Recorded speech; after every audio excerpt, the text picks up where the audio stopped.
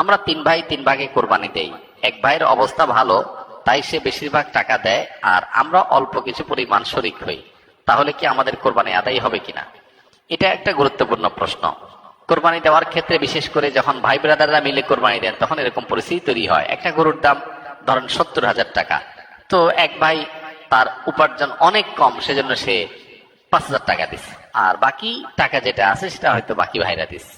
কোরবানি হবে কিনা? উত্তর হলো কারোর কোরবানি হবে না। কোরবানিতে যে কোনো একটা পূর্ণ অংশ নিতে হবে। 7 ভাগের একটা পরিপূর্ণ অংশ, 7 ভাগের 1 ভাগ, 7 ভাগের 2 ভাগ, 3 ভাগ, 4 ভাগ, সর্বনিম্ন 1 ভাগ নিতে হবে। ভগ্নাংশ নেওয়া যাবে না, অর্থাৎ 1 ভাগেরও অর্ধেক নেওয়া যাবে না। 2 ভাই মিলে 1 ভাগ নিতে হবে না, তখন সেটা গোস্ত খাওয়া হবে।